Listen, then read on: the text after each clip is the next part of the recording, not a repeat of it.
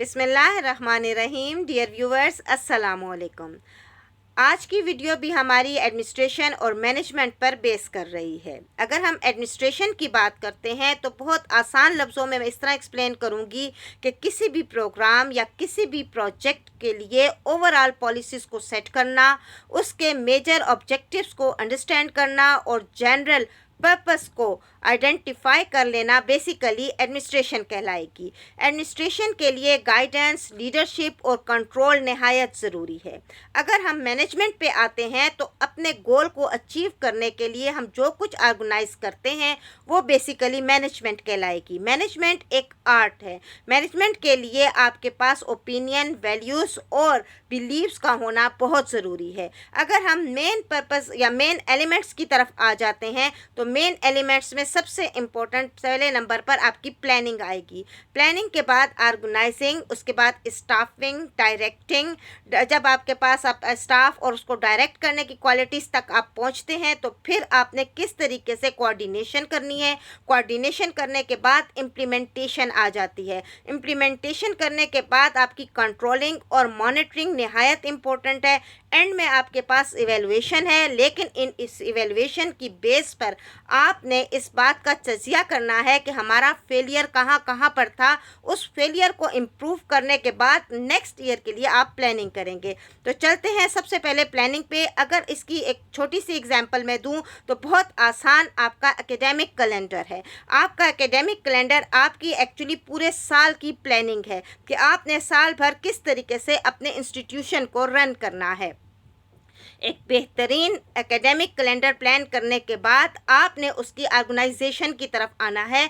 अब ऑर्गेनाइजेशन में आपकी मैनेजमेंट क्वालिटीज़ सामने आती हैं। इसके लिए आपको मूवेबल एंड इमूवेबल एसेट्स के साथ आपको स्टाफ रिक्वायर्ड होता है। इस स्टाफ को किस तरह से ट्रेन करना है, किस तरह से डायरेक्ट करना है, किस डायरेक्शन में उसको लेके चलना है, ये आपकी मैनेजमेंट कहलाएगी। इस मैनेजमेंट में आपका खुद इस बात पर कॉन्फिडेंट होना बहुत ज़रूरी है कि आप जो कर रहे हैं सही कर रहे हैं। यानी आप मेन ऑब्जेक्टिव्स को बहुत अच्छी तरह अंडरस्टैंड कर रहे हैं, मेन पर्पस को बहुत अच्छी तरह से समझ रहे हैं। इसी के बाद आप अपने स्टाफ को डायरेक्ट कर रहे हैं।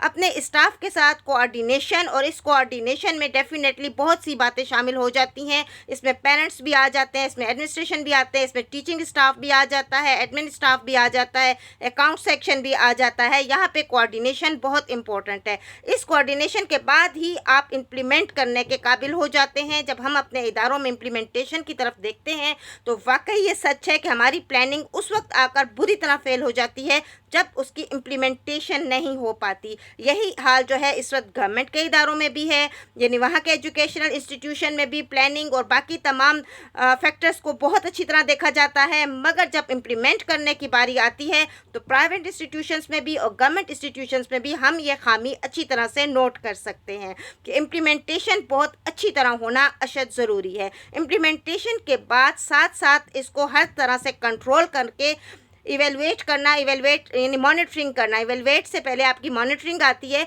कि जितनी अच्छी आप मॉनिटरिंग करेंगे, मॉनिटरिंग के बाद आप इवेलुएट कर सकेंगे। अच्छा, मॉनिटरिंग जो है वो डेली बेसिस पे भी और वीकली बेसिस पर भी होगी, लेकिन इवेलुएशन जो है वो कुछ अरसे के बाद ही आप कर सकेंगे। जैसे 1 मंथ पे भी बेस हो सकती है, 3 मंथ्स पे भी हो सकती है, 6 मंथ पे भी, और 1 ईयर, इन ईयरली बेसिस तक आप जाएंगे अपनी इवेलुएशन करने के लिए। उस इवेलुएशन के दौरान आपने देखना है कि अब हमने तजिया करना होता है कि वो जो हम प्लानिंग से स्टार्ट कर रहे थे, मॉनिटरिंग तक में हम लोग बहुत केयरफुल थे, इम्प्लीमेंटेशन भी हमने कर ली, लेकिन वो कौन कौन से ऐसे फैक्टर्स थे जो हमारे फेलियर का बाइस बने हैं।